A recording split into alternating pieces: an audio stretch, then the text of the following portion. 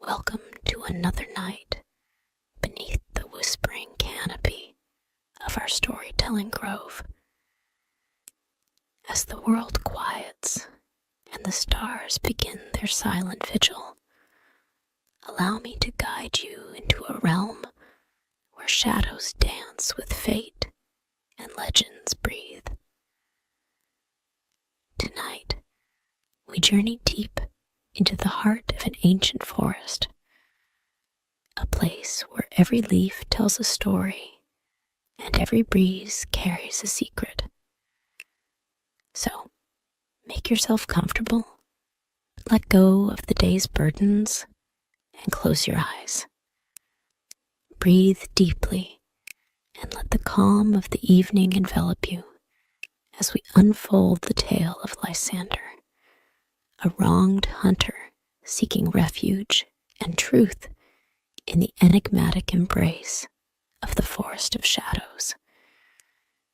Let the outside world fade away as we step together into a world where myth becomes reality, and the paths we choose lead us to unexpected destinations.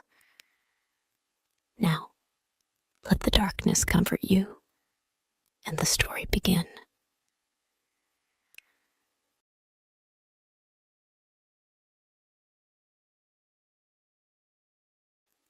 Chapter 1.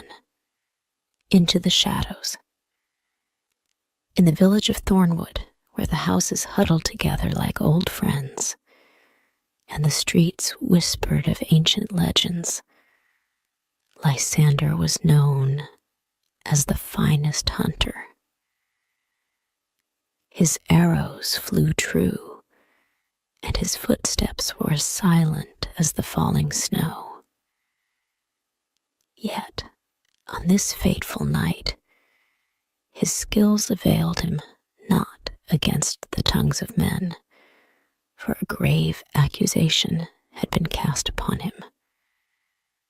The night was shrouded in sorrow as the village constable, a man of stout heart and solemn duty, arrived at Lysander's door with a throng of armed men. Lysander of Thornwood, you stand accused of the grievous crime of murdering Master Corvin, the king's trusted advisor, the constable declared, his voice echoing like a death knell through the hushed crowd that had gathered. Lysander's heart sank, and his mind raced. Master Corvin, found dead, and by his own hand? Impossible. I am innocent. I swear it upon the stars, Lysander protested, his voice firm yet edged with the ice of fear. I have not seen Master Corvin for many moons. You must believe me. But the crowd's eyes were filled with suspicion and fear, and the constable's gaze did not waver. The evidence speaks against you, he said grimly, holding up a dagger, silver and stained with the dark hue of dried blood, found in your abode, bearing the marks of your craftsmanship. You must come with us. Knowing the futility of protest in the face of such damning evidence, Lysander felt the walls of fate close around him. Yet, as the constable's men advanced, a desperate plan sparked within his heart.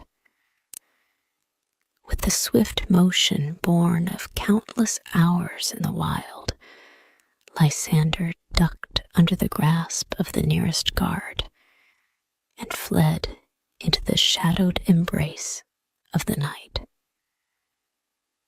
The villagers, armed with nothing but their fear and torches, hesitated to follow into the dark woods known as the Forest of Shadows. Legends spoke of spirits and creatures dwelling within, guarding ancient secrets and watching over the balance of nature. For Lysander, the forest had always been a place of solace and mystery, and now it was his only refuge. As the sounds of the village faded behind him, replaced by the whispering winds and rustling leaves, Lysander pushed deeper into the darkness, his heart pounding like a drum of war. The moon, a sliver of silver in the cloud-streaked sky, cast fleeting shadows on the ground, guiding him further from the world he knew and into the heart of legends. Thus began the journey of a wronged man seeking refuge in the embrace of an ancient forest, where the line between myth and reality blurred, and the shadows held secrets of their own. The forest of shadows loomed before Lysander like a vast, uncharted world. As he plunged deeper into its embrace, the familiar paths and hunting trails of his past life gave way to the ancient, gnarled trees that seemed to watch him with an eerie consciousness. The cries of the village faded into the symphony of nocturnal creatures calling to each other across the darkened boughs. As he ran, his breaths came in ragged gasps, each step driven by a mix of fear and the adrenaline of flight. The forest seemed to sense his desperation and opened mysterious pathways, veiled by hanging moss and shadowed foliage. Lysander, knowing the tales of those who wandered off the known paths, never to return, was cautious, but compelled by necessity to trust the forest's hidden roots. Suddenly, from behind a thick curtain of ivy, a low growl resonated. Lysander froze, his hand instinctively reaching for the bow slung across his back. But the weapon of his past life felt foreign in this realm governed by ancient magic. The growl grew into a rumble, and two luminous eyes emerged from the darkness.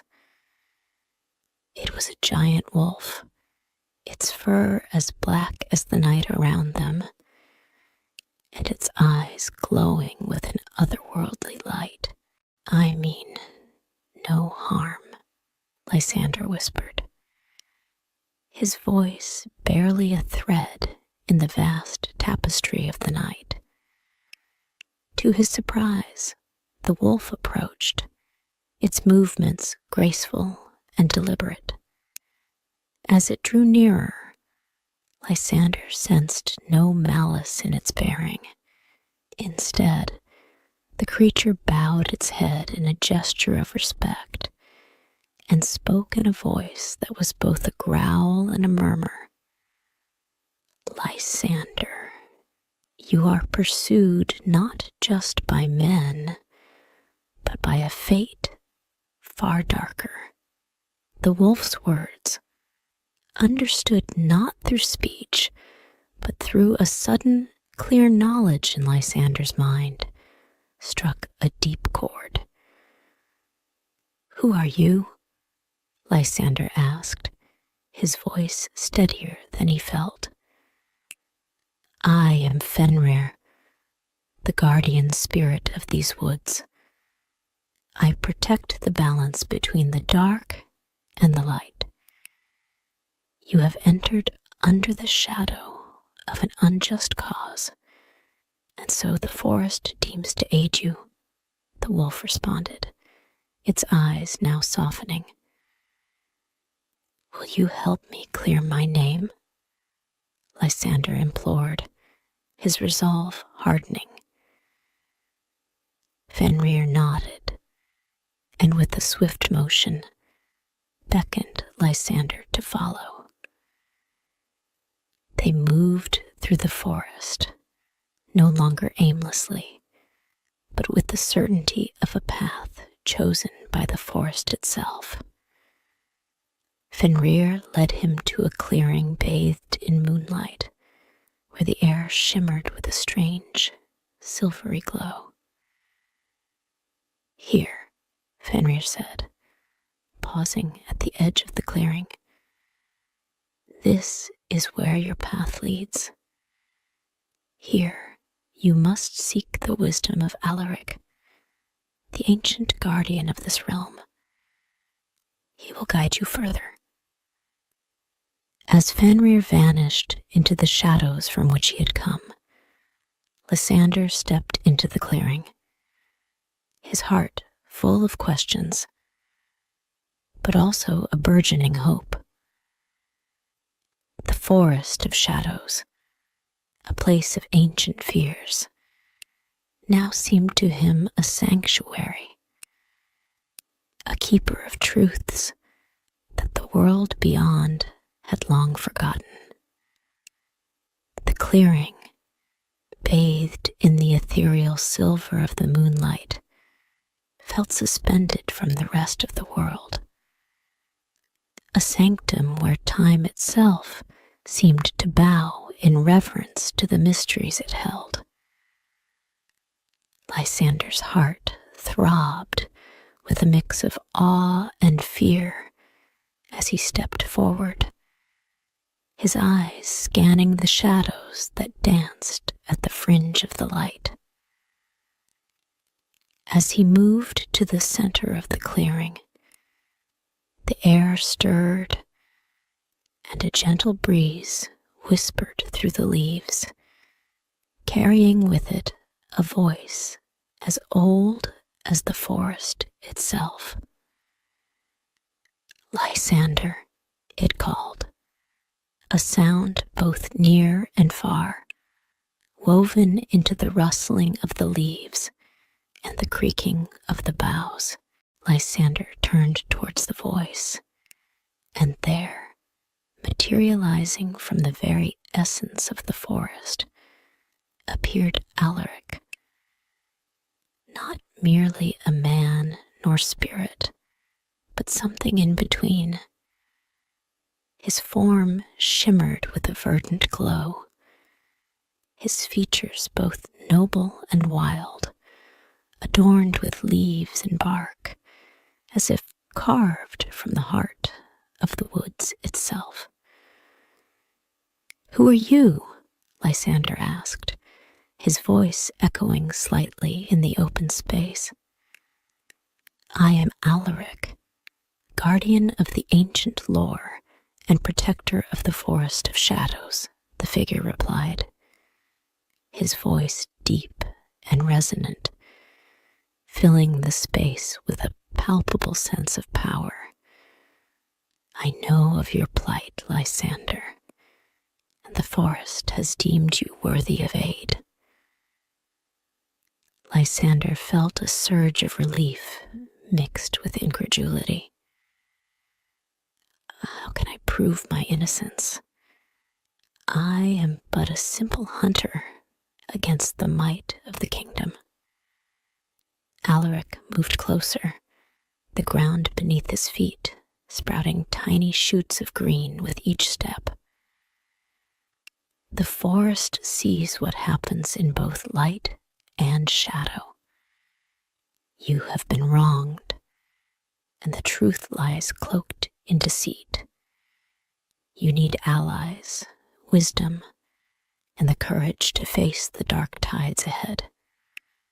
How can I find such allies? Lysander's question hung in the air, tinged with desperation.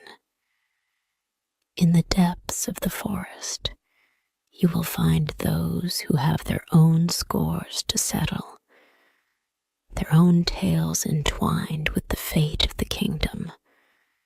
Trust in the journey, for each step will bring you closer to the truth. As they spoke, a rustling noise approached, and from the underbrush emerged a figure short in stature, but with an unmistakable air of mischief. The dwarf known as Aberk. His eyes twinkled with a curious light, and his grin revealed a row of mischievously sharp teeth.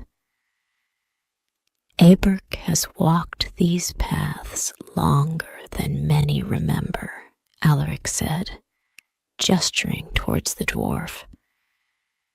He knows the secret ways and the hidden truths. He will guide you to the enchanted princess, whose fate is deeply entwined with your own. Eberk bowed slightly, a mocking smile playing on his lips.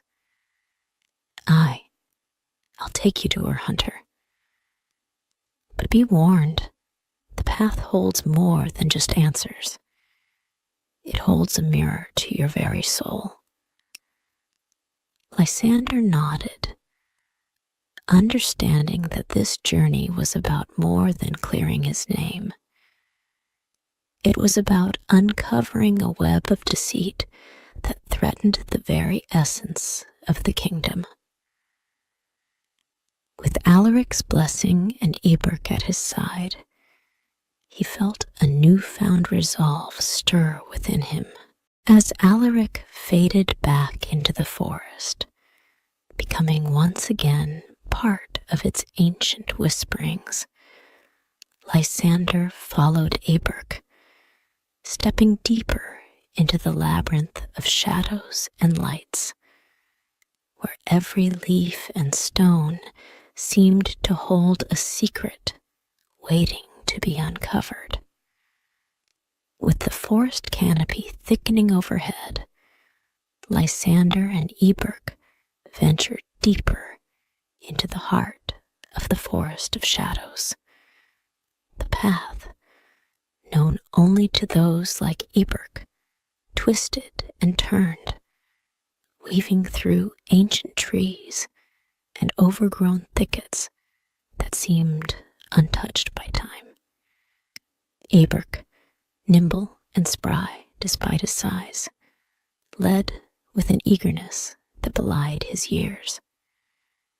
Many secrets this old forest keeps, he said, glancing back at Lysander with a mischievous gleam in his eye. Not all who wander are lost, but some are meant to find. Lysander, still adjusting to the company of such an unusual guide, watched the dwarf closely. Eberk's knowledge of the forest was evident in the way he navigated the dense underbrush and avoided the more perilous routes that were fraught with hidden dangers. As they walked, Eberk regaled Lysander with tales of the forest, a mix of history and legend that painted a picture of a world far more complex than Lysander had ever imagined. Long before the kings and their stone castles, the forest was a kingdom unto itself, Eberk explained, his voice low and husky. Spirits, creatures of light and shadow, ancient beings with hearts tied to the very roots of the earth. They all dwell here, and they all remember. The conversation turned abruptly as Eberk halted in front of a massive oak, its trunk wide and gnarled, its branches stretching out like the arms of an old friend. Here, he said, tapping the trunk with the small, intricately carved stick. Pay attention, Lysander. The forest listens, and sometimes it speaks. Lysander watched in awe as the surface of the tree shuddered slightly, the bark peeling back to reveal a hollow. Inside, nestled among the roots, lay a small, glowing stone. Eberk picked it up and handed it to Lysander. "A stone of seeing," he said. "Look through it at the shadows, and you might just glimpse the truth." Tentatively, Lysander held the stone up to his eye, peering through it towards the shadowy depths of the forest. The view shifted, the shadows melting away to reveal hidden paths and creatures watching curiously from a distance. His heart pounded with the realization of the forest's deep magic. As the sun began to dip below the horizon, casting long shadows across their path, Eberk's demeanor shifted. "We should reach the grove by nightfall," he said, his tone more serious. "That's where you'll meet the enchanted princess, Elwyn. Her story is tied to yours more than you can fathom." The air grew cooler as evening approached, and the forest seemed to settle into a watchful silence. Lysander felt the weight of his journey, the stone of seeing warm in his pocket, a constant reminder of the unseen eyes observing his every step. Together, the hunter and the dwarf moved forward, bound for a meeting that would change the course of Lysander's fate. With each step, the mysteries of the forest of shadows deepened, weaving Lysander's tale into the tapestry of legends that the forest itself had nurtured through the ages. As twilight deepened, casting the forest of shadows in hues of indigo and gray, Lysander and Eberk arrived at a secluded grove. The moon, rising full and bright, spilled its silvery light over a clearing surrounded by ancient trees, whose branches intertwined high above, forming a natural dome. The air here was thick with enchantment, the scent of jasmine and wildflowers permeating the cool night air, creating a sense of otherworldly tranquility. At the center of the grove stood a figure radiant as the moonlight itself. Her hair flowed like liquid silver, and her eyes, reflecting the starlit sky, held centuries of wisdom and a deep, unspoken sorrow. This was Aelwyn, the enchanted princess, bound to the forest by a spell woven in desperation and secrecy. "Welcome, Lysander." Elwyn's voice was like a melody, harmonizing perfectly with the whispering wind. "I have awaited your coming, for our fates are intertwined in the threads of destiny." Eberk bowed respectfully and stepped aside, allowing Lysander to approach. Aelwyn's gaze upon him was piercing yet gentle, as if she could see through to his very soul. "Why have you awaited me?" Lysander asked, his voice almost a whisper, overwhelmed by the aura of the princess. Your innocence must be proven, yes, but there is more at stake than your personal redemption, she explained, her voice growing solemn. A great imbalance threatens this kingdom, fostered by the same shadows that seek to usurp its throne. The murder of the king's advisor was but the first move in a dangerous gambit. Lysander absorbed her words, the gravity of the situation dawning upon him. And how do we begin to set this right? He inquired, his resolve hardening. Aelwyn stepped forward, reaching out to touch his shoulder. Her hand was cool and ethereal, her touch barely tangible. Tonight, under the eye of the moon, we shall seek guidance from the spirits of the forest. They will reveal the path we must tread. Together, they joined hands, forming a circle around an ancient stone altar at the center of the grove. Eberg produced a small vial containing an essence extracted from the heartwood of the oldest tree in the forest.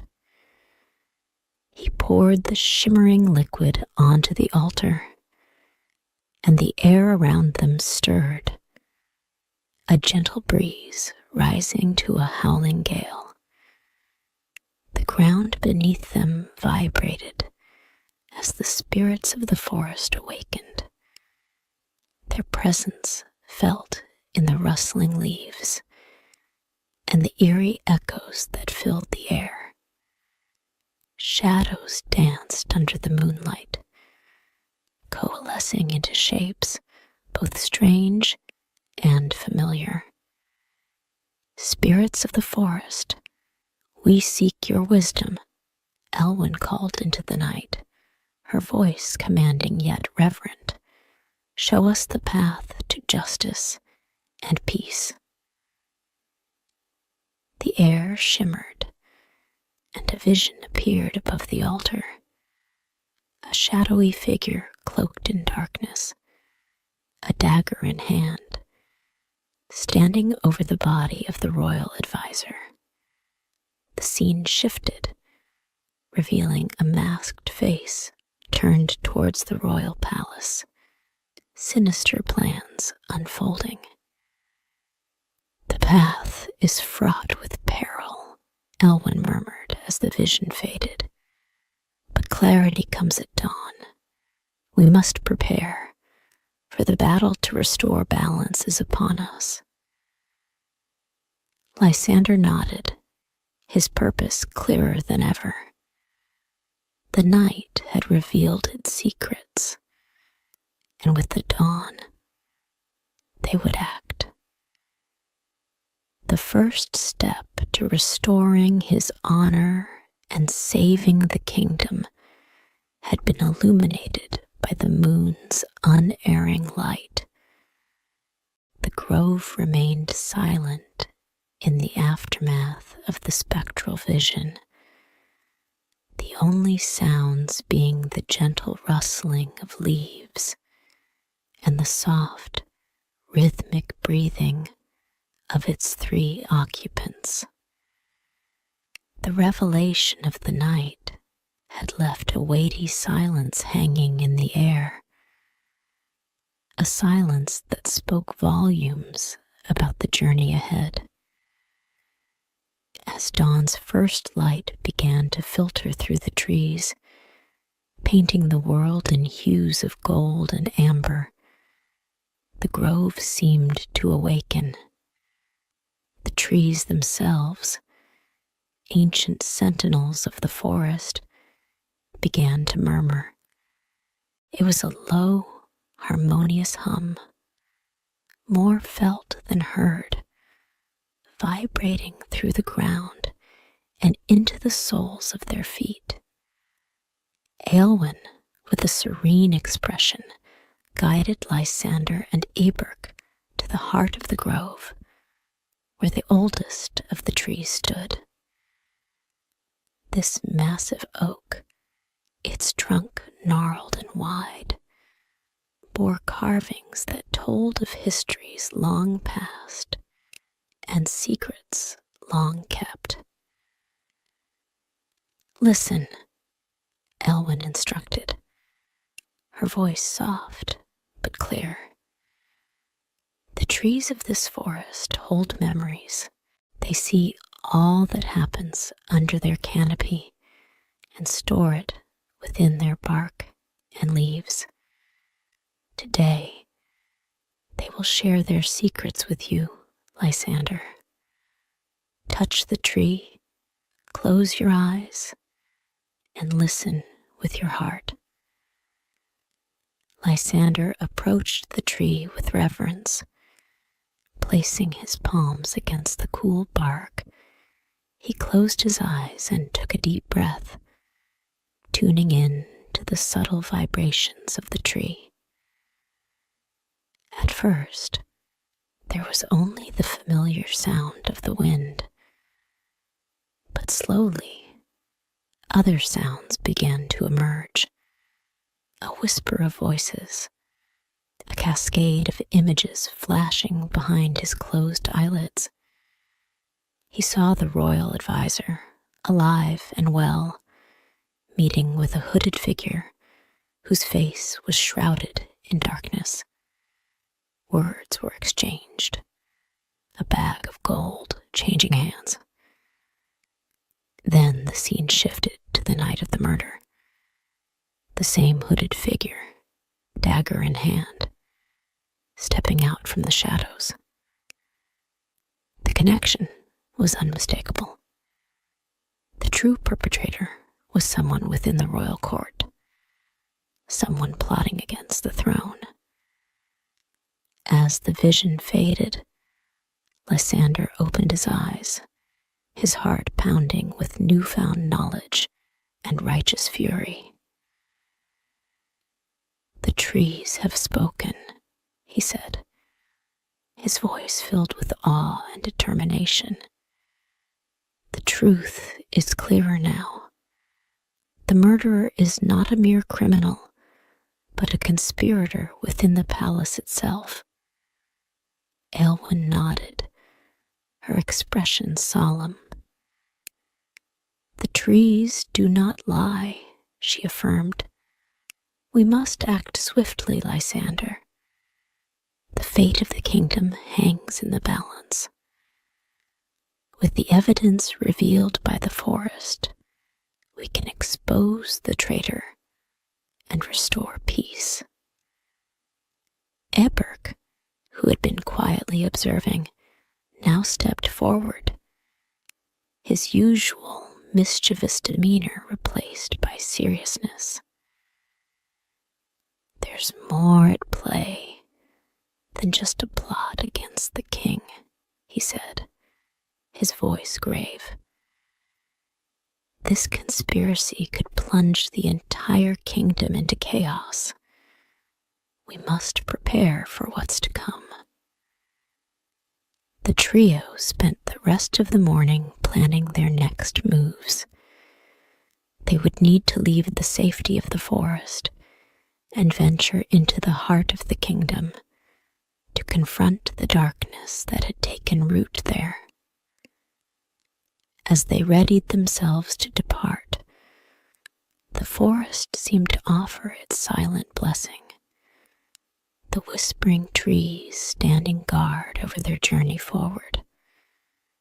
Lysander, once a hunted man, now stood as a defender of the realm, ready to confront his accusers with the truth and light the way toward justice. With the secrets of the whispering trees in his heart, Lysander felt a deep connection to the forest that had sheltered him. a bond that would guide him through the challenges ahead.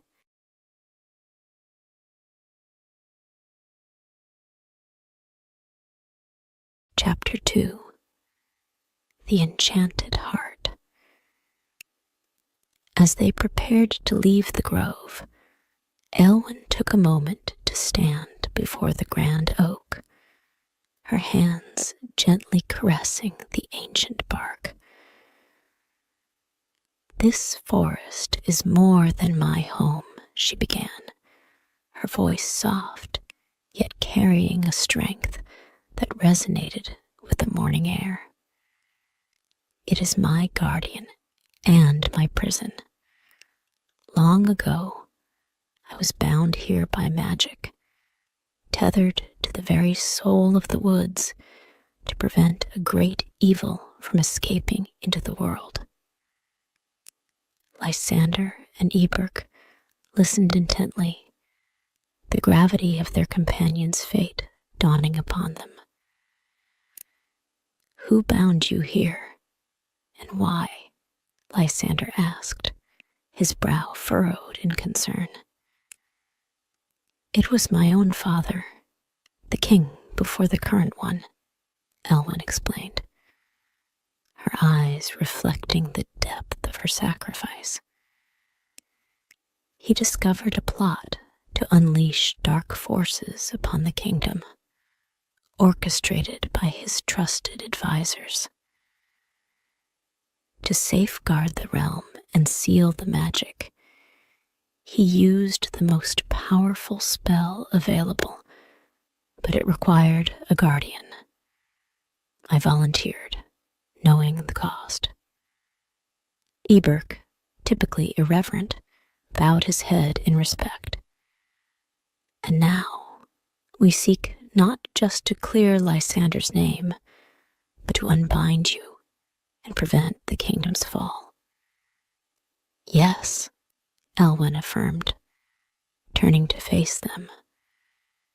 "But to do so, we must uncover the full extent of the conspiracy and retrieve the artifact of binding from the royal vault.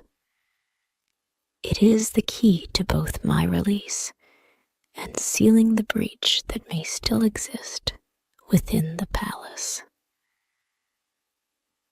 The journey out of the forest was quiet, each step away from the grove filled with a mix of anticipation and uncertainty.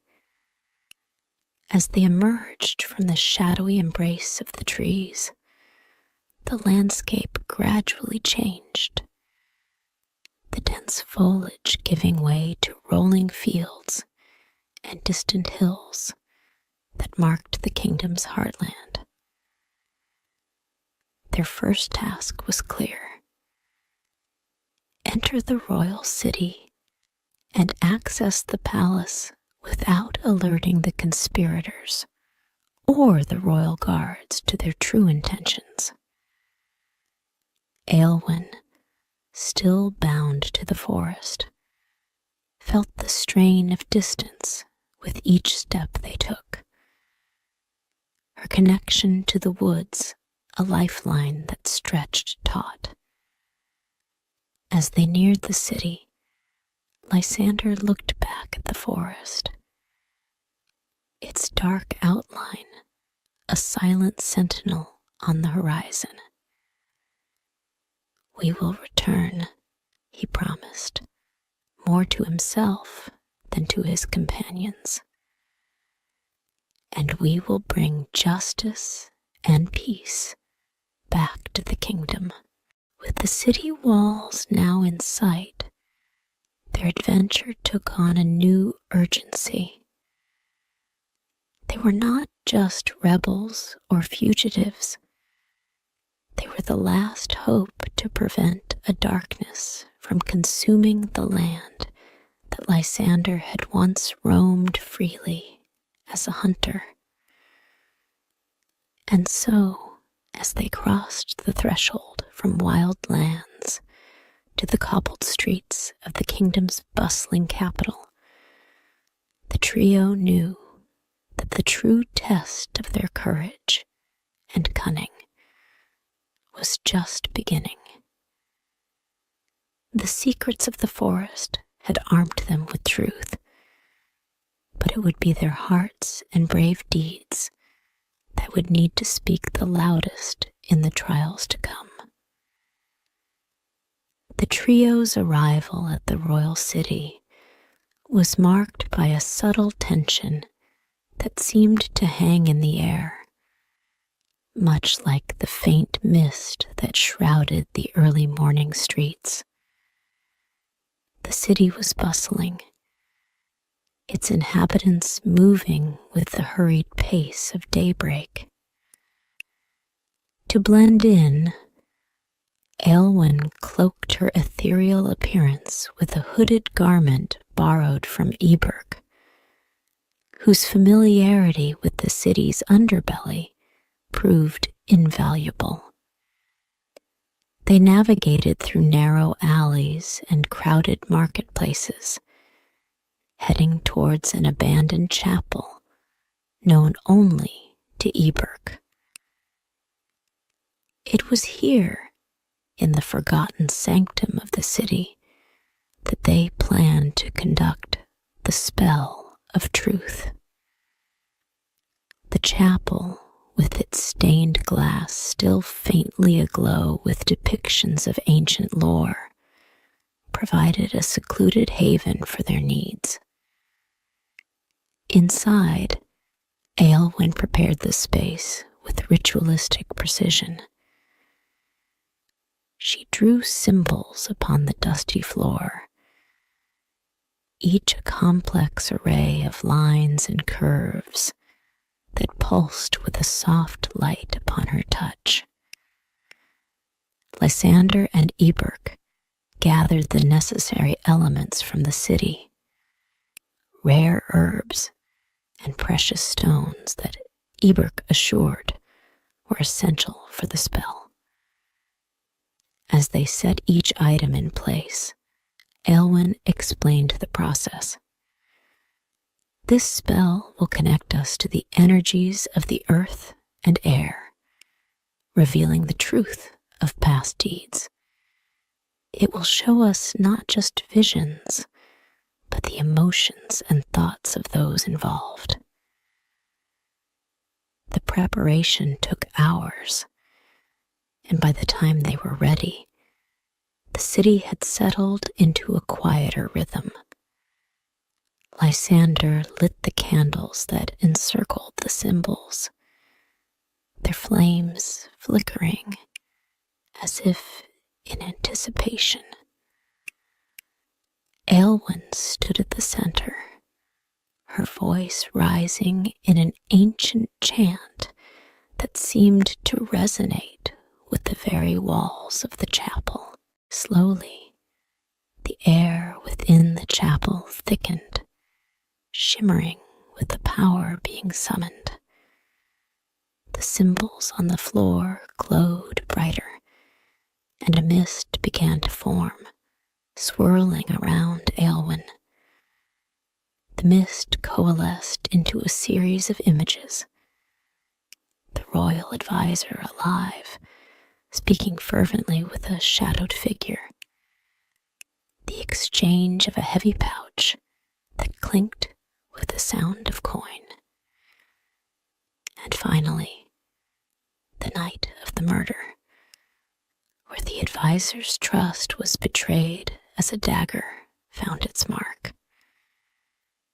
The vision was clear and damning, displaying the advisor's complicity in his own downfall, part of a larger plot that aimed at the throne itself. As the images faded, so did the light, leaving them in the soft glow of candlelight. "We have what we need," Aelwyn said, her voice weary but triumphant. "This truth can clear your name, Lysander, and it can also bring down those who seek to overthrow the kingdom." Lysander, moved by the revelations and the depth of deceit, nodded solemnly. "We take this truth to the king," he declared, "but we must be wary. Those who lurk in the shadows of power will not falter easily." Eberk, ever the strategist, chimed in. "We'll need more than just the truth. We'll need allies, and we'll need a plan that sees us through the festival of shadows. It's then that they intend to strike. Renewed by the clarity of their path, they extinguished the candles and left the chapel, the spell of truth having illuminated the way forward. The city, with all its shadows and light, seemed less daunting now, a maze that they knew how to navigate. With the dawn not far off, they prepared for the next phase of their quest, gathering strength from the truths revealed and the justice they hoped to restore. The night was still young when Lysander, Elwyn, and Eberk set their plan into motion, using the cover of darkness to navigate the city's labyrinthine back alleys towards the royal archives. Eberk, with his unmatched knowledge of the city's less reputable shortcuts, led the way. Their objective was clear: to find and secure any additional evidence that could link the high-ranking officials to the conspiracy and their plans during the upcoming Festival of Shadows. Inside the archives, a repository of the kingdom's most guarded documents, the trio worked swiftly. Aelwyn, using a subtle enchantment, guided them to the most secretive vaults, where the records of court affairs and royal decrees were kept. Her fingers glided over the scrolls and ledgers, the magical aura emanating from her hands, illuminating texts that had remained hidden from unauthorized eyes. "There," whispered Aelwyn, her hand pausing over a particularly old ledger. The pages, when opened, revealed detailed entries of meetings between the royal advisor and several notable figures. Entries that were never meant to be scrutinized by the likes of them.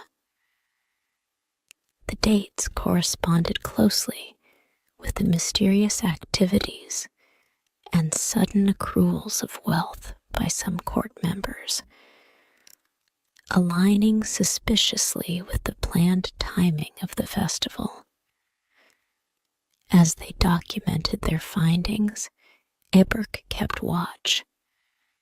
His sharp eyes and keen senses were on high alert, knowing that the gravity of their discovery could provoke a swift and dangerous response if they were discovered. Suddenly, a soft sound alerted him. "We've company," he hissed, extinguishing the light they had used. Shadows moved just beyond the range of their vision, and the faint sound of approaching footsteps grew steadily louder. "We must hurry," Lysander urged, gathering the scrolls they needed. Aelwyn, with a flick of her wrist, sealed the ledger with an enchantment that would ensure no one could discern that it had been tampered with. The trio quickly concealed themselves behind a tall shelf just as the door creaked open. 2 guards entered, their torches casting long shadows across the room. They conversed in low tones, discussing the unusual command to increase security around the archives. "It's the festival," one guard muttered to the other. "They say the king fears an attempt on his life." Once the guards departed, believing the room secure, the trio breathed a collective sigh of relief and made their escape, slipping out into the moonlit night with the vital evidence in hand. Back in the safety of their temporary hideout, they reviewed their findings. The documents painted a clear picture. A coup was indeed imminent, planned to coincide with the Festival of Shadows, when the royal guard would be distracted by the celebrations. It was not just a bid for power, but a sinister plot to alter the very foundation of the kingdom. "We know their plans now," Lysander said, determination stealing his voice. "It's time we prepare to face them head on at the festival. We have the truth, and we shall bring it into the light." Their next steps were to forge alliances. They needed support if they were to confront the conspirators effectively. The coming days would be crucial to their cause, the fate of the kingdom resting on the courage and resolve of a hunter, an enchanted princess, and a mischievous dwarf. In the days leading up to the Festival of Shadows, Lysander, Aelwyn, and Eberk worked tirelessly to rally support for their cause. They knew that confronting the conspirators would require more than just courage. It would need a formidable alliance of diverse forces, each with their own unique strengths and insights into the workings of the kingdom. Their first ally came from an unexpected source, the mystical creatures of the forest, who had long been silent observers of the kingdom's affairs. Under Aelwyn's guidance, they ventured back into the heart of the Forest of Shadows, where the trees whispered and the air thrummed with ancient magic. Deep within the forest, they convened a council with the representatives of the woodland beings. The assembly included the ethereal sprites, whose ability to move unseen could prove invaluable, and the formidable tree guardians, whose strength and knowledge of the earth's secrets were unmatched. Aelwyn spoke passionately to the assembly, her voice resonating with the power of her conviction. "The fate of our kingdom is at stake," she declared. "The darkness that seeks to overthrow the throne does not discriminate between human and creature. We must stand together if we are to preserve the harmony of our lands." Moved by her words, the council agreed to lend their support. The sprites would serve as scouts and messengers, spreading word of the conspiracy to the far corners of the kingdom, while the tree guardians agreed to provide protection during the confrontation, forming a formidable barrier against any who would seek to harm the alliance. With the support of the forest creatures secured, the trio then sought to engage the more mundane forces within the kingdom. Aberk used his extensive contacts within the city to gather support from unlikely quarters, the guilds of craftsmen, the traders, and even some disillusioned nobles who were wary of the burgeoning corruption within the court. Together, they crafted a plan that was both bold and fraught with peril. They would use the Festival of Shadows as their stage, a time when the entire city, and indeed the king himself, would be distracted by the elaborate festivities. It was then that they would strike, exposing the traitors in a dramatic reveal that would be impossible for the king or his loyal subjects to ignore. As the day of the festival approached, the air in the city grew tense with anticipation, not just for the celebrations, but for the confrontation that would decide the fate of the kingdom. Lysander, Elwyn, and Eberk reviewed their plans late into the night, going over every detail with meticulous care. "We are ready," Lysander finally said, looking to his companions with a resolute gaze. "Tomorrow, we either restore the light to this kingdom or fall together into shadow." The night passed with restless energy, each member of the alliance preparing in their own way for the challenges of the morrow. Swords were sharpened, spells were woven, and hearts were steeled against the possibility of defeat. But amidst the preparation, there was also a palpable sense of hope, a belief that truth and justice would prevail against the dark forces arrayed against them. On the eve of the Festival of Shadows, as the city buzzed with the final preparations for the grand event, Lysander and Aelwyn found a moment of quiet away from the plotting and planning. They retreated to a secluded garden overlooking the palace, where the moonlight danced on the petals of night-blooming flowers, casting a serene glow over their whispered conversation.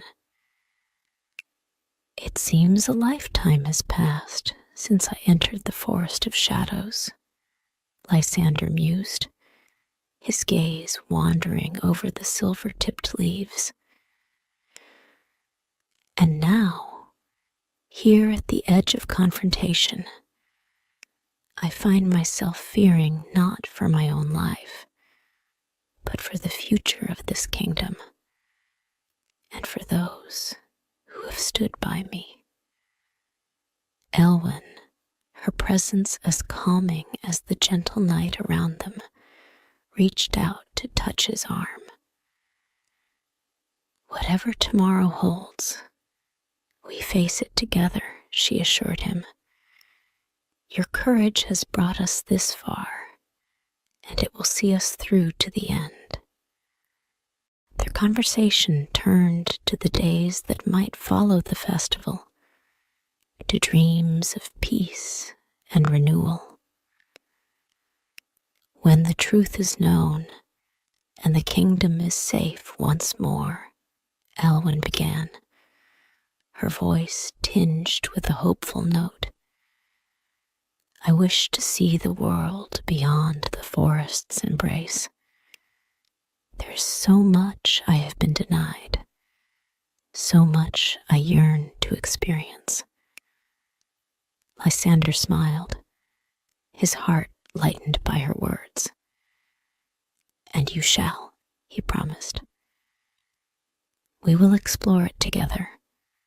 Forests beyond shadows, seas as deep as the sky is wide. But first, we end this darkness that has taken root in the heart of our land. They spoke of plans to restore the kingdom's glory, of reestablishing the ties between the crown and the people, ties that had frayed under the weight of corruption and deceit. Lysander envisioned a council where voices like Eberk's could be heard, advocating for the less fortunate, ensuring that no one in the kingdom would ever feel overlooked again. As the night deepened, their conversation drew them closer, not just as allies, but as kindred spirits, each seeing in the other a shared vision of a world ruled by justice and kindness. No matter what comes, Lysander said, holding Elwyn's gaze, know that I stand by you as you have stood by me. Together, we will weather any storm. Their pact, made under the watchful eyes of the stars, was more than a promise of mutual support. It was a vow to strive for a future where the kingdom would never again be shadowed by the specters of tyranny or treachery. As they returned to their quarters, the city around them was alive with light and shadow, a kingdom on the brink of either salvation or ruin. But in their hearts, there was a steadfast flame of hope, fueled by the plans they had made and the promises they had exchanged. The day of the Festival of Shadows arrived, cloaking the city in a spectacle of celebration. Streamers of black and silver fluttered from the rooftops, mimicking the dance of shadows and light. The air was thick with the scent of roasting meats and sweet pastries, mingling with the excited chatter of the citizens who thronged the streets in masked costumes, their faces hidden behind elaborate visages of mythical beasts and legendary figures. In the midst of this carnival, Lysander, Elwyn, and Eberk moved discreetly, their own masks in place, not for festivity, but for subterfuge. They positioned themselves around the main square, where the king was to make his appearance to bless the festivities. This was where they expected the conspirators to make their move, under the cover of the chaotic revelry. Eberk, with his small stature and nimble feet, wove through the crowd, his eyes sharp for any sign of the traitors. Elwyn stood at a balcony overlooking the square, her senses attuned to any ripple of malevolent magic. Lysander kept close to the dais where the royal family would appear, his hand never straying far from the hilt of his sword. As the sun dipped below the horizon, the square filled with an expectant hush. Torches flared to life, casting a flickering glow over the assembled crowd. The king stepped forward, his figure regal and poised as he prepared to address his people. It was then that the conspirators revealed themselves, their approach masked by the swell of the crowd. As they moved toward the dais, a subtle, dark shimmer of magic became visible to Elwyn's trained eyes. She signaled to Lysander, pointing out the advancing figures. Without hesitation, Lysander pushed through the crowd, reaching the conspirators just as they drew close to the king. With a loud cry, he drew his sword, the blade gleaming under the torchlight, a beacon of truth in the shadowed square. "Treason!" he shouted, his voice carrying over the din of the festival. "Stand fast, for the kingdom is under threat." The crowd gasped and recoiled as the conspirators, taken by surprise, drew their own weapons. A chaotic dance ensued, steel clashing against steel. The conspirators' intentions laid bare before the populace. Iberk, seizing the moment, climbed atop a nearby statue, his voice booming as he narrated the betrayal of the conspirators, ensuring all could hear the truth of their sinister plot. Eowyn, her hands weaving a spell of protection, encased the royal family in a shimmering shield, safeguarding them from harm. The battle was swift, as the royal guards, now alerted, joined the fray, subduing the conspirators with practiced efficiency. The king, his eyes wide with shock and realization, looked on as the truth of the betrayal unfolded before him. When the last of the traitors had been restrained, Lysander sheathed his sword and approached the king, bowing deeply. "Your Majesty," he began, his voice steady and clear, "we have uncovered a plot against your crown and kingdom. These men sought to overthrow you during the veil of festivity." The king, recovering from his initial astonishment, nodded gravely. "I owe you a great debt, Lysander. You and your brave companions have saved not only my life, but the future of our kingdom. The Festival of Shadows, intended as a celebration of mystery and play, became a day of revelation and justice. As the conspirators were led away, the people of the kingdom erupted into cheers, their voices rising in a chorus of relief and jubilation.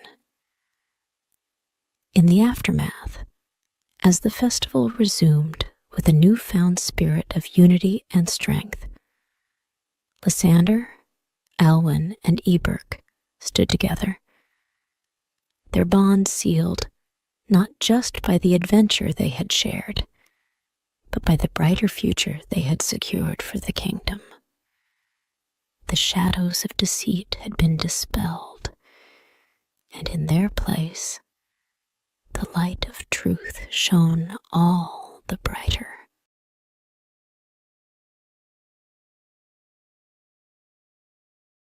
Chapter 3: The Dawn of Justice.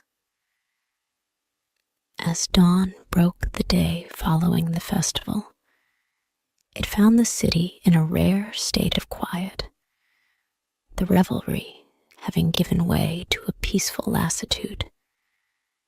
But for Lysander, Elwyn, and Eberk, there was little time to rest.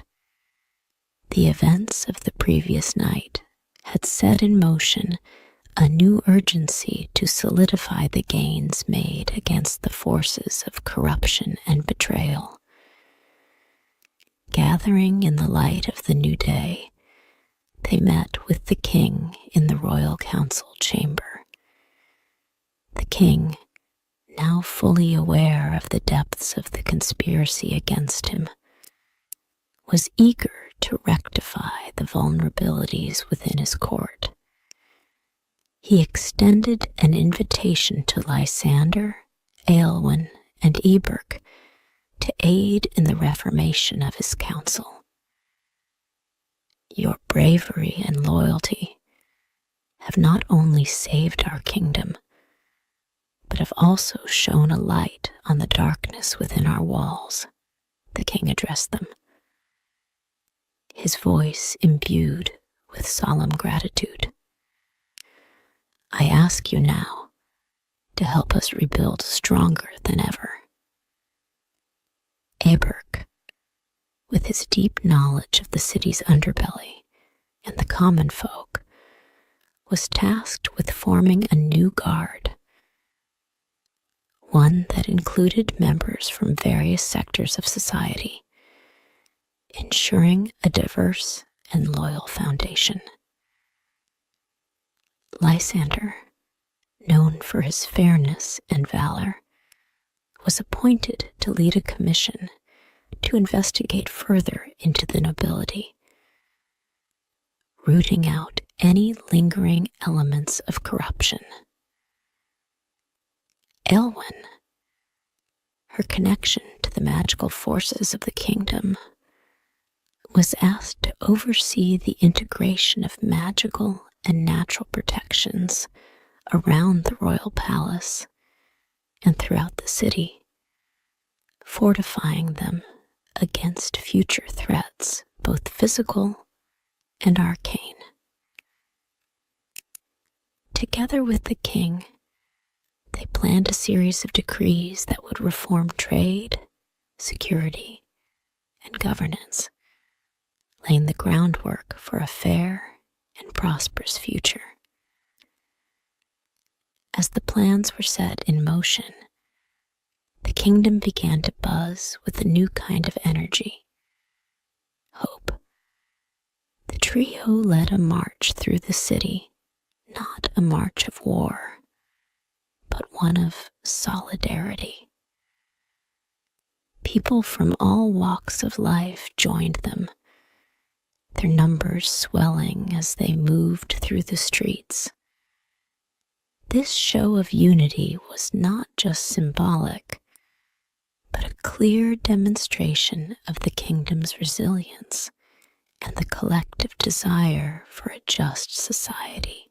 This march culminated in a grand assembly in the main square, where the king addressed his people, acknowledging the failures of his reign and pledging a new commitment to their welfare. Today marks a new dawn, he proclaimed, his voice echoing off the stone buildings. A dawn of justice, equality, and shared prosperity. The crowd erupted in cheers, their faith in the monarchy restored by the transparency and humility shown by their king. They left the square with a sense of ownership over their future, a feeling that they were part of a grand project of national renewal. As the day faded into evening, Lysander, Elwyn, and Eberk stood together once more, watching the sunset from the palace ramparts. Their journey had begun in shadow and danger, but it was leading them into light and possibility. The reformation of the kingdom, while celebrated by many, was met with resistance by those who had long thrived under the old ways.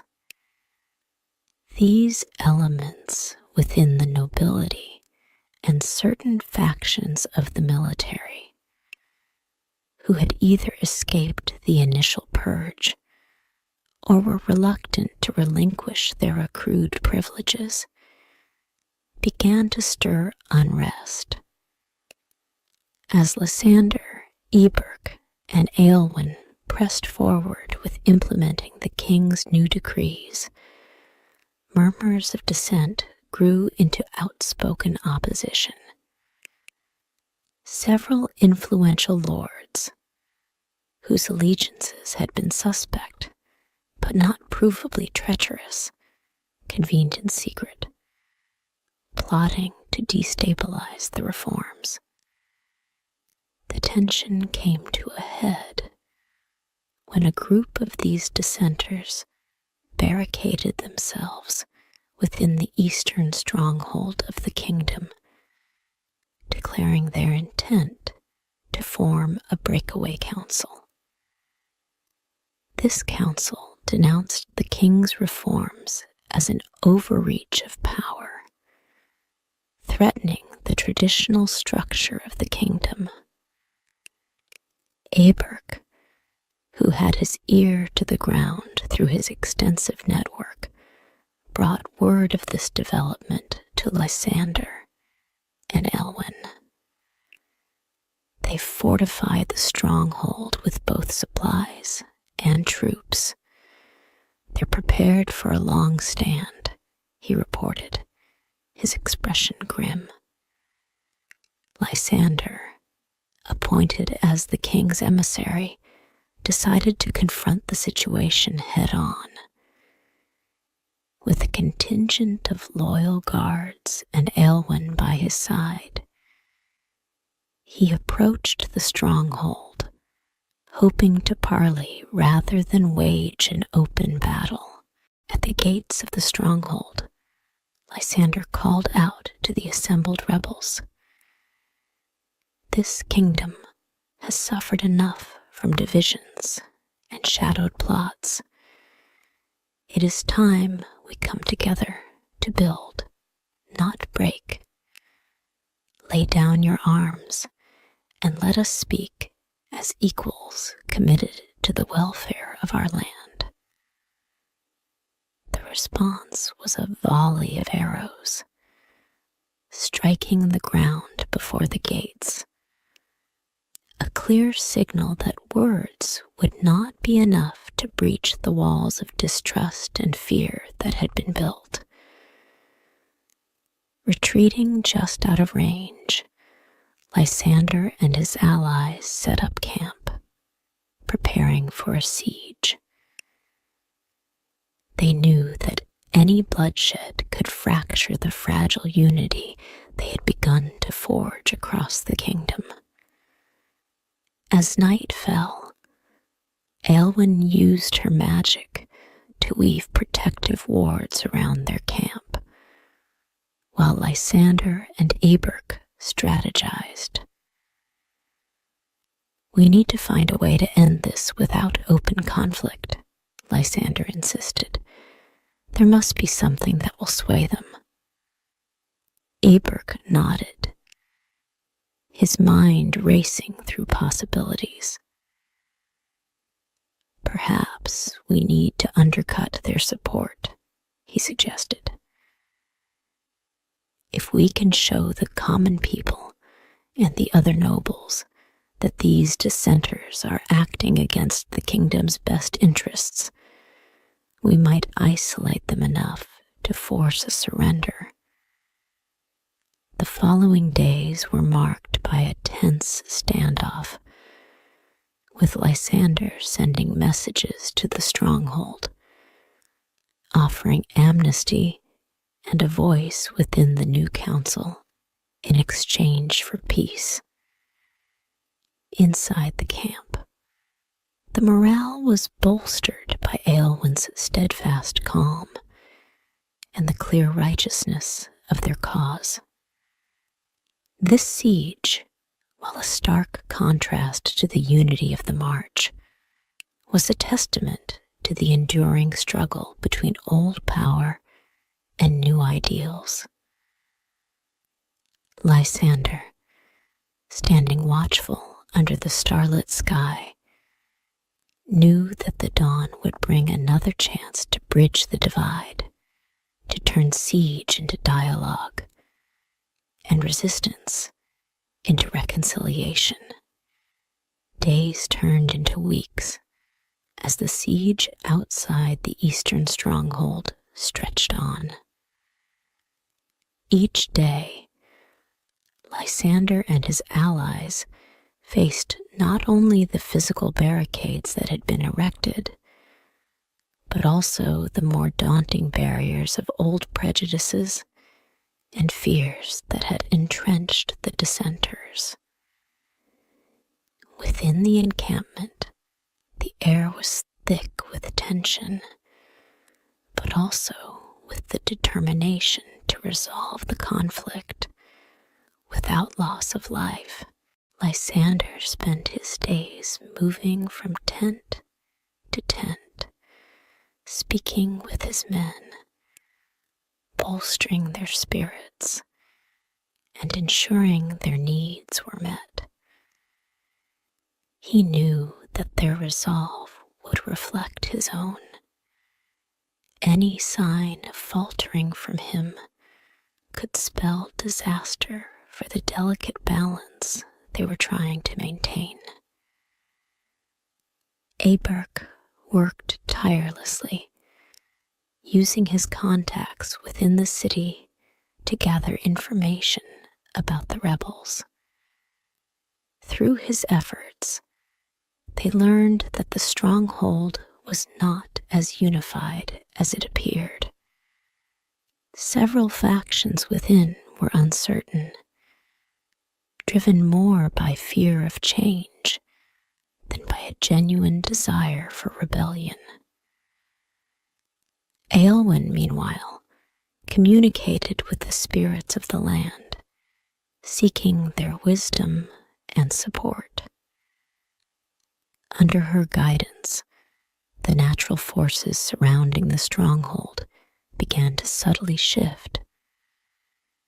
Streams rerouted to surround the rebels' camp, and thick mists often descended unexpectedly, disorienting the dissenters and dampening their morale. One morning, as the mist lifted, a figure approached the gates of the stronghold under a flag of truce.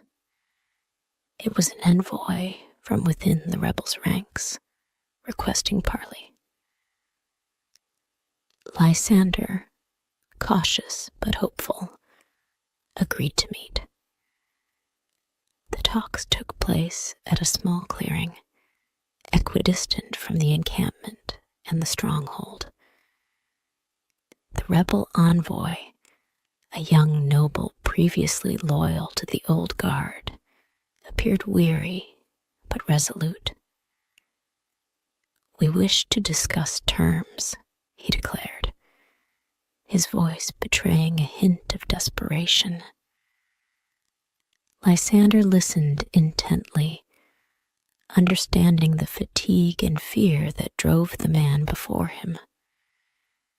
"We offer amnesty," Lysander reiterated, his tone sincere. "And a voice in the new council. The king's reforms will benefit all, not just a select few. Let us end this standoff, not with bloodshed, but with unity." The negotiations were tense, each word weighed with the gravity of its potential to either mend or further fracture the kingdom. After hours of discussion, the envoy seemed convinced, but he made no promises. "I must return to my people," he said as they parted. I will bring your words to them. That night, Lysander and his companions prepared for any outcome. They understood the fragile nature of hope in times of conflict. But as dawn approached, a line of figures emerged from the mist. The rebels, not with weapons drawn, but with heads bowed. The siege ended not with the clash of swords, but with the quiet closing of gates as the dissenters walked out, accepting the offer of peace. They were tired of conflict, yearning for the promise of a better future. As the former rebels were integrated into the camp, there were handshakes where there might have been sword blows. Iberk smiled wryly. Seems words mightier than swords after all. Aelwyn, standing beside Lysander, as they watched the peaceful resolution unfold, felt a deep relief. Today, we turned a tide, she said, her voice reflective. Not just for us, but for the future of our land. The battle of wills, waged not just across the battlefield, but within the hearts and minds of each individual involved, had reached a conclusion that promised a new beginning. In the weeks following the resolution of the siege, Lysander, Aelwyn, and Eberk turned their focus to rooting out the remaining threads of the conspiracy that had nearly torn the kingdom apart. The integration of the former rebels into the kingdom's new vision had begun smoothly, but the core group responsible for the initial conspiracy still needed to be fully uncovered and brought to justice. Using the documents and evidence they had previously gathered, along with the testimonies of the repentant nobles who had participated in the standoff, the trio worked closely with the king to trace the deeper connections of the plot. It became apparent that the conspiracy was even more extensive than they had feared, reaching into some of the most trusted positions within the royal court. As they unraveled the complex web of deceit, a critical discovery was made. One of the king's closest advisors, long trusted and revered, was found to have been the mastermind behind the plot. This revelation came as a shock to the entire court, sending ripples of disbelief and anger throughout the kingdom. Confronting the advisor required careful planning and absolute secrecy. Under the guise of a routine council meeting, the king summoned the advisor to the throne room. Lysander and Eberk were positioned discreetly among the guards, while Aelwyn, using her subtle magic, sealed the room against any outside interference. The confrontation was tense, with the king presenting the evidence of betrayal. The advisor, realizing that his plot had been laid bare, attempted to deny the charges, but the weight of the proof was undeniable. With dignity crumbling, he finally confessed, revealing that his motivations were rooted in a misguided belief that the king was leading the kingdom into ruin with his progressive policies. With the confession made, the king acted swiftly to pass judgment. The advisor was stripped of his titles and holdings and was exiled from the kingdom, a mercy considering the depth of his betrayal. This decisive action sent a clear message throughout the kingdom. Corruption would no longer be tolerated, no matter how high the perpetrator might be in the hierarchy. The cleansing of the court did not end with the advisor's exile. It marked the beginning of a thorough reformation of the kingdom's governance. New advisors were appointed, each vetted for integrity and loyalty, and new measures were put in place to ensure transparency and accountability at all levels of government. This turning point in the kingdom's history was marked by a grand assembly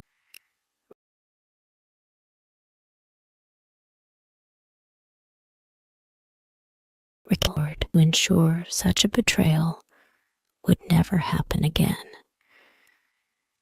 He praised the courage and dedication of Lysander, Aelwyn, and Eberk, presenting them as heroes of the realm. The people's response was overwhelming. Cheers and applause filled the assembly, a collective relief and renewed trust in their leadership palpable in the air. The kingdom felt united, stronger, and more resilient than ever. As the assembly dispersed, Lysander, Aelwyn, and Eberk stood together, their hearts lightened by the success of their endeavors. The kingdom's heart had been tested, but in its most critical moment, it had proven strong and true. The transformative changes that swept through the kingdom were not confined to its political structure alone. They permeated the very soul of the land and its people. In the months that followed the Grand Assembly, the kingdom experienced a renaissance of culture and prosperity, fueled by the new policies of openness and fairness instituted by the king, guided by the wise counsel of Lysander, Aelwyn, and Eberk. Throughout the cities and villages, new schools were established, and libraries opened their doors to all citizens, fostering a culture of education and enlightenment that had previously been the privilege of a few. New laws that protected merchants and artisans, encouraging innovation and fair competition. The kingdom's borders grew safe once more, patrolled by the newly formed guard that included members from all walks of life, a true reflection of the kingdom's diversity. But the true miracle lay in the unity and spirit of the people. The festivals, once marred by the shadow of conspiracy, now became celebrations of collective achievement and shared joy. The Festival of Shadows, in particular, transformed into a symbol of the kingdom's triumph over darkness, celebrated with even greater fervor and happiness. In the heart of the kingdom, where the forest met the fields, a grand monument was erected, not just as a reminder of the past struggles, but as a beacon of the future's promise. Crafted from stone and wood, it depicted the figures of Lysander, Aelwen, and Eberk standing together, with their hands joined over a relief of the kingdom. This monument became a place of pilgrimage, a place where people came to remember the courage and unity that had saved their land. Aelwen, freed from the ancient spell that had bound her to the forest of shadows, now used her powers to heal and replenish the land. Under her care, the forests grew lush and the rivers ran clear. Her presence was a comforting constant for the people, a symbol of the enduring magic that protected their kingdom. Eberk, once a mere mischief maker, became a beloved figure. His stories and lessons imparted to children and adults alike, teaching them the value of cunning and humor in the face of adversity. And Lysander, once a hunted man, became the kingdom's most trusted envoy, traveling to distant lands to forge alliances and spread the word of his kingdom's revival. His tales of redemption and bravery inspired many, drawing visitors and scholars eager to witness the miracle of a land reborn. As the first anniversary of the kingdom's rebirth approached, a grand celebration was planned. People from all across the land gathered, their faces bright with hope and pride. The king, standing before his people, spoke not just of the past year's successes, but of the bright future that lay ahead. This, he proclaimed, gesturing to the crowd and the flourishing land beyond, is the miracle we achieved together. A kingdom not just rebuilt, but reborn. A land of light, forged from the shadows of our past. The cheers that followed echoed through the hills and valleys, a sound of victory and peace, of a miracle wrought by the unity and courage of a people once divided, now indomitable. As the leaves began to turn, signaling the end of a bountiful summer, Lysander prepared for a journey that held a different sort of significance than those he had undertaken over the past year. He was returning to Thornwood, the village where he had once been known simply as a hunter, where his ordeal had begun under the dark cloud of an unjust accusation. Now, he was returning as a herald of the new era, a symbol of the justice and resilience that had reshaped the kingdom. The journey was familiar, yet everything seemed touched by the transformation that had swept through the land. The roads were safer, the villages more prosperous, and the people greeted him not with suspicion, but with reverence and joy.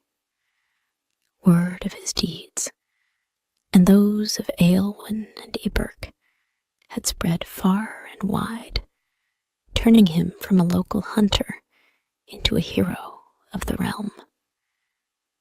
As he neared Thornwood, the emotions within him stirred, a mix of nostalgia, triumph, and a profound sense of completion.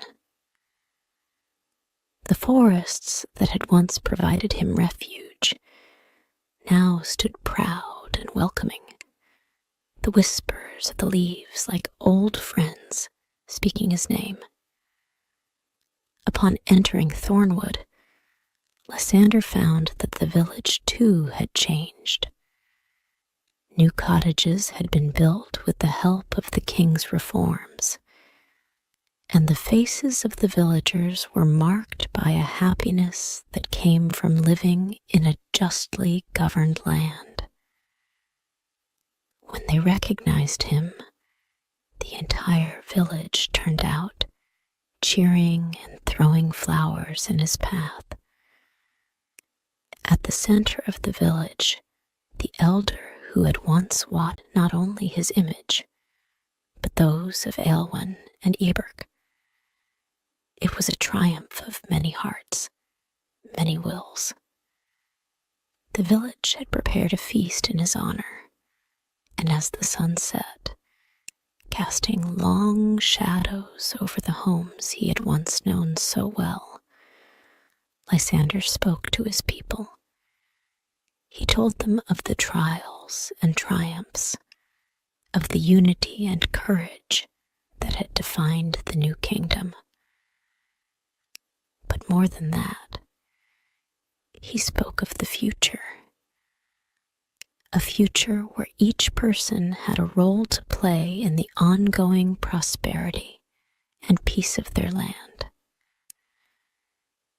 As the night deepened, the festivities continued, but Lysander found himself drawn to the edge of the village, where the trees met the fields. Looking back at the lights and hearing the laughter, he felt a deep peace settle within him. This was what they had fought for, a kingdom not of power and shadow, but of light and laughter.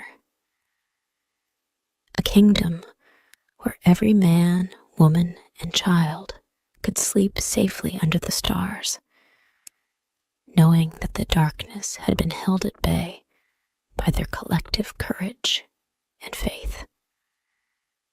The stars shone brightly above, as if reflecting the light of the kingdom below. Lysander knew that while his journey had begun in these woods, it would not end here. There were new challenges ahead, new adventures. But for tonight, he was home. Home in a land healed by miracles, a land of shadows turned into light. Thus ends the tale of Lysander and the Forest of Shadows, a story of wrongs righted, and a kingdom forever changed by the heart of its people.